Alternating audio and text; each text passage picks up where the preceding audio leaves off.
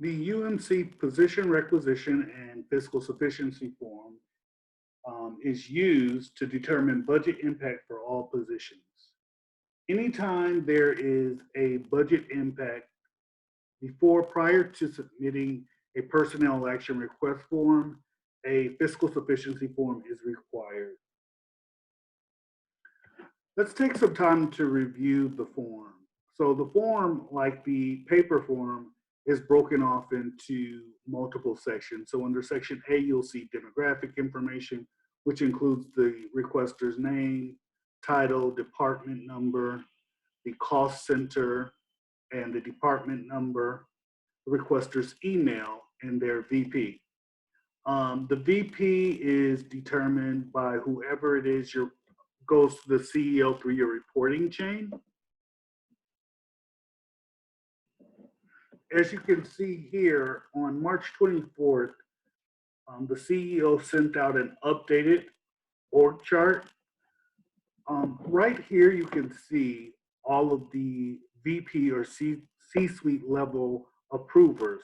So for instance, if you work in environmental services or safety and security, your VP or C-suite would be right here, the VP of Facilities and Support Services. If it's IT, it would be the Chief Information Officer.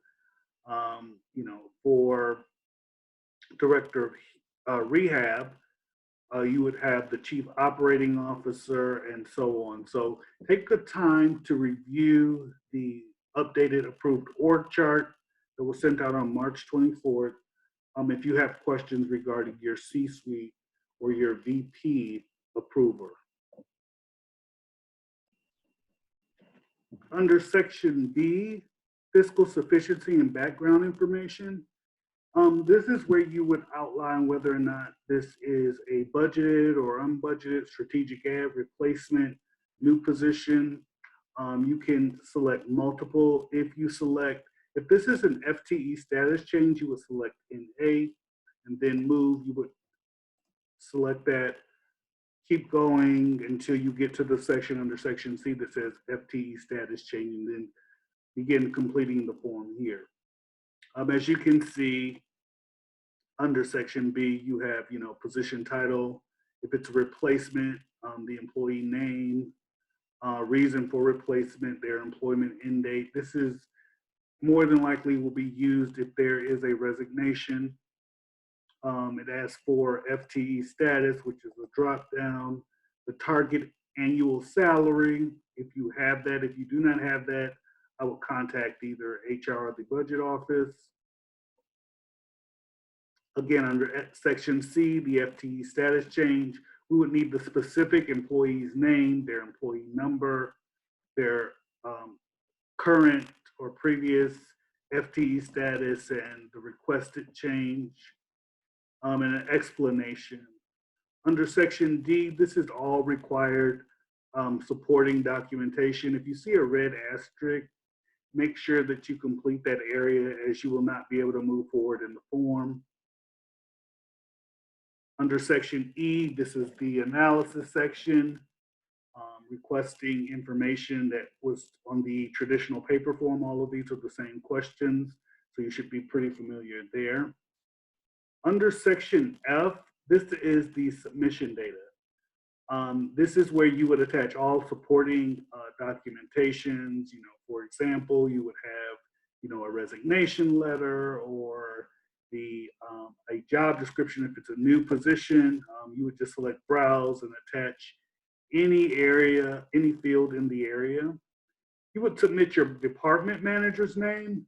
If you are a department head, this would be your name and your email, and you would receive an email to approve. You would need to approve that, otherwise this form will not be routed through the approval process. As many of you know, the approval process starts with the department manager, then the C-suite approver, up to the CEO, then the budget office, and then the CFO for final approval.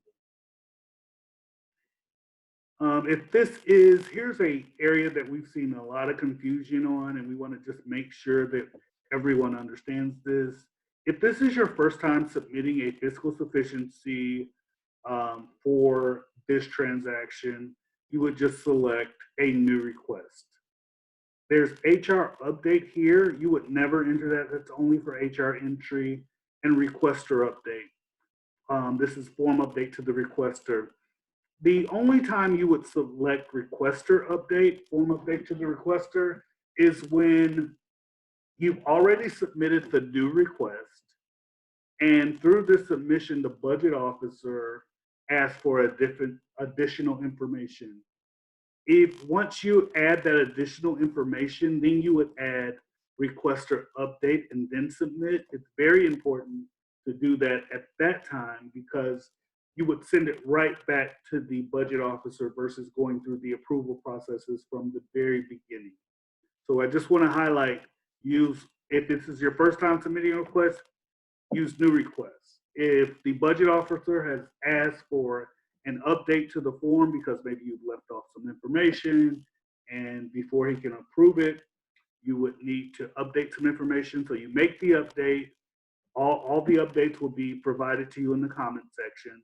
You make all the updates that were required, and then you would select request or update and then submit.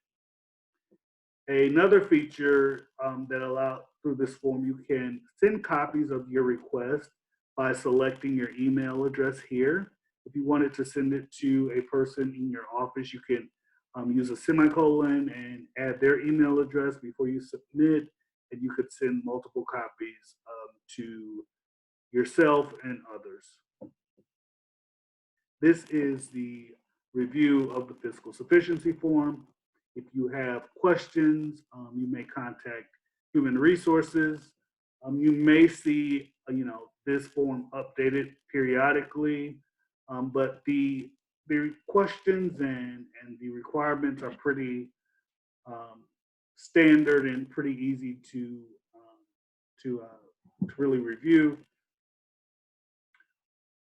I just want to point out again, under section F, you want to always use, if it's a new request, and only use requester update when it's a requester update request. Otherwise, the form will not be routed properly. Also, you never want to use HR update. If you use HR update, this is only for HR entry. You will not be able to move along the process.